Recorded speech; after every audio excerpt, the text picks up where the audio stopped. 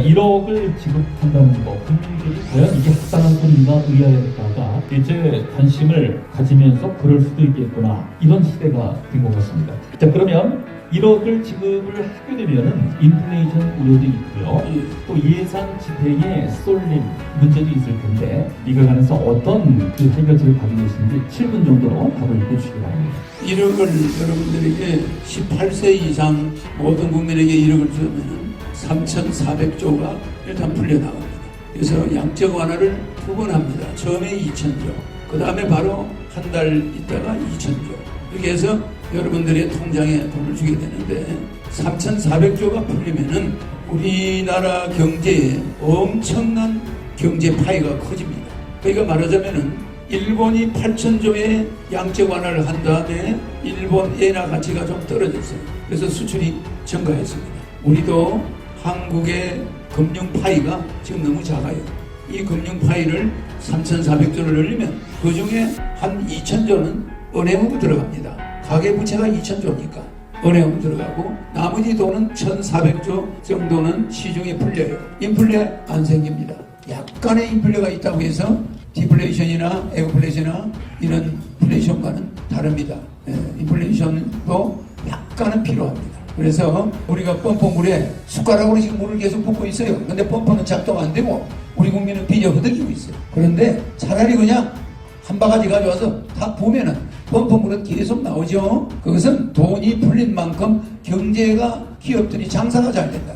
시장의 경제가 풀리면서 시장이 활성화된다. 거기에서 나오는 세수도 증가하게 되고 고용이 늘어나면서 부수적으로 경제가 일어나. 그래서 돈을 푸는 것도 기술자가 풀어야지. 박정희 대통령이 9번의 경제 대통령 긴급재정명령, 긴급명령을 했는데 그 중에 한 개가 재정명령권입니다. 긴급재정명령. 그게 뭐냐?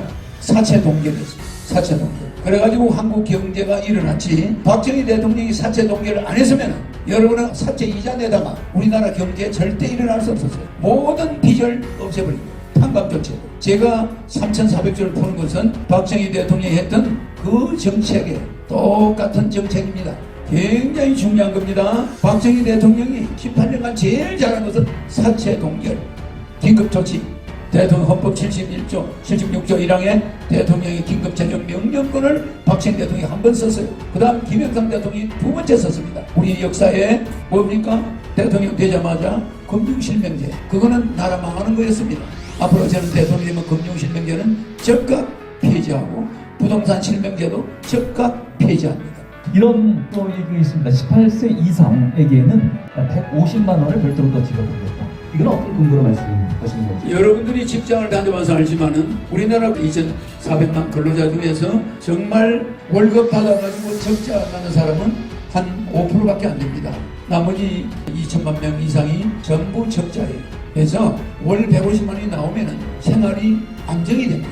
그리고 직장을 쫓겨나더라도 부부가 300이 나오니까 결혼 생활을 유지할 수가 있어요. 그런데 또 주택자금 2억에다가 3억을 주니까 굉장히 생활이 좋아집니다. 그래서 월 150이 적은 돈이 아닙니다. 부부 300만 원, 어머니 아버지가 440 이렇게 나오면은 자식들의 비용이 부모님한테 덜 들어갑니다. 지금은 자식 하나를 바라보고 두 부모가 계시고 딸 하나를 바라보고 장인 장모가 있어요. 두 사람이 만나면 어머니 아버지 장인 장모 요양병원비만 400만 원이에요. 근데 두 사람이 벌어봐야 애들 교육시켜야지, 부모님 부양해야지 생활이 안 돼요. 이런 구조로 계속 가면은 대한민국 국민들은 전부 신용불량자, 금년에 신용불량자가 한 700만 명이 나올 겁니다. 그럼 이렇게 나라가 위태로워가지고 이게 되겠습니까? 이 해결책은 천재적인 지도자, 예정된 지도자, 공약으로 30년간 삼삼정책으로 입증이 된 사람, 내 걸 모든 정치인이 몰아가고 있다는 거. 그것만 봐도 이미 미래를 꿰뚫어보고 정책을 만들었던 사람이에요. 내가 제일 주장한 게 저출산. 그것이 30년 전에 미쳤다는 소리. 저 사기꾼 같은 놈 1억을 무슨 돈으로 주냐? 국민한테 왜 사기치냐? 내가 사기꾼입니까? 사기꾼은 대통령에 못 나갑니다. 그런 사람이 미래에 마치 율곡이가 10만 양병론을, 아니 평화로운 시기에 저놈이 왜 군대를 만들자고 저 미친놈이 어디 있냐? 저 율곡이 저놈 미친놈이 어디 있냐? 아니 이렇게 평화로운데 무슨 일본 놈이 쳐들어와? 그렇지만 임진년에 쳐들어왔죠? 마찬가지입니다. 제가 그때 저출산을 소리 높일 때 저는 사기꾼 1억을 무슨 돈으로 준다고 이렇게 사기를 치냐. 맞죠? 코로나 관련돼서 지금 시대에 많은 아픔과 어려움이 있습니다. 이 자영업자들을 위해서는 어떻게 하실 생각입니까? 예, 우리 OECD 국가 중에 유럽들이나 평균 준 것이 9천만 원입니다. 평균 코로나 때문에 업주들한테 준 게 9천만 원에서 1억인데 나는 1억을 주겠다는 거죠. 근데 여야 후보는 우리 한국은 1,000만 원, 500만 원 수준에 거쳤어요. 10분의 1. 그게 자영업자들 한 달 임대료도 안 되는 데가 많습니다. 또 종업원들 두 사람 월급도 안 돼요. 그런데 지금 우리나라에 제일 곤란한 사람들이 자영업자인데 진퇴양난. 나가 앞으로 계속 장사를 하면 더 빚을 지고 장사를 안 하면 거의 빚쟁이가 달라들어요. 왜? 뭐 권리금부터 피해보는 게 너무 많은 거야. 그러니까 이게 나갈 수도 없고 물러서면 죽는 거야. 가족은 분리가 목을 베고 있고 어머니 아버지 그 아들만 바라보고 있고 그 아들이 가게가 코로나 때문에 문 닫아라 뭐 해라 장사 안 돼요. 이런 진퇴양난에 있는 우리 국민들 우리 예민하고 있습니다. 정치인들은 절대 이거 남의 일이 아닙니다. 그래서 나는 1억을 주지 않습니다. 1억을 주면은 18세부터 1억을 주면은 보통 가장이 한 4억은 들어오잖아요. 코로나 벗어나갈 수 있어요. 피해 본 거 메꿔줄 수 있어요. 그걸 뭐 이 장사 얼마 손해봤어? 너 얼마 이러면 그 사람들이 그게 말이 됩니까? 눈에 안 보이게 손해보는 게 많습니다. 계산할 수 없는 게 너무 많아요. 손님이 없어서 손해보는 거. 이 코로나 때문에 많은 국민이 어려우니까 우리 수출은 코로나와 관계없이 하고 있으니 국가에서 벌어들이는 수입에서 우리는 코로나에 일정 부분 국민에게 써야 됩니다. 그래서 국민의 2,000조를 갚아주겠다는 거예요.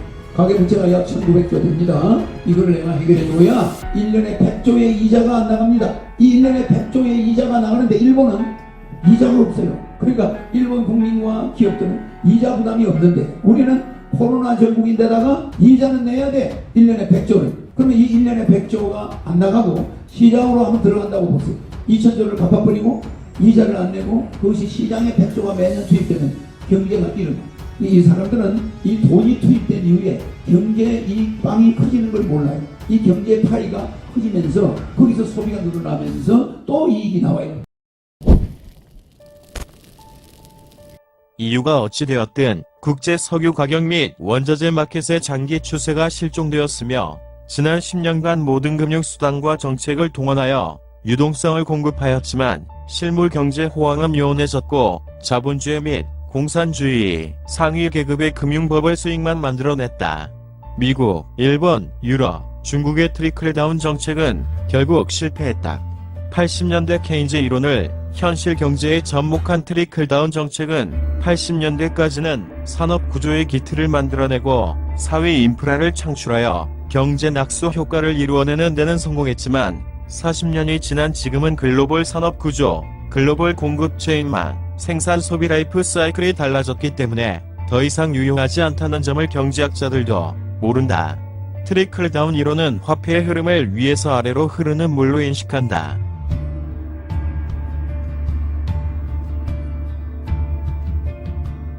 (30대) 나이에 박사학위를 취득한 경제학자들이 케인즈와 하이에크 경제학의 전통 논리에 매몰되고 금융에 대한 지식이 낮기 때문에 이렇다 할 거시적 대안을 찾지 못하는 측면도 있다. 그 대안은 지금껏 어느 국가도 시도해보지 않았던 메가 트리클업 정책이다. 트리클업 이론은 화폐의 흐름을 아래에서 위로 올라가는 수증기로 인식한다. 경기 침체 국면에서 원자재 가격이 동반 하락하는 가운데 소비자 물가만 상승하여 화폐의 가치가 떨어지는 현상은 인플레이션이 아닌 디플레이션 진입 국면의 착시 현상이다. 디플레이션에서 탈출하기 위해서는 국민 세금 거두어 들이는 재정정책은 실패했으므로 빈곤층, 서민층, 중산층을 대상으로 한 충격적인 금융정책을 써야 하는데 간접적인 복지 지원 정책이 아닌 화폐 유동성을 직접 지원하는 방식이 투자, 공급 대비 막대한 효과를 기대할 수 있다는 이론이다. 장기 디플레이션에 코로나 팬데믹마저 겹쳐서 한국 등 신흥국 경제는 이미 회생 가능성이 불투명하다. 가보지 않은 길이라는 리스크를 감안하더라도 혁신적인 금융정책 없이는 탈디플레이션에 맞는 열쇠를 구하기란 불가능해 보인다.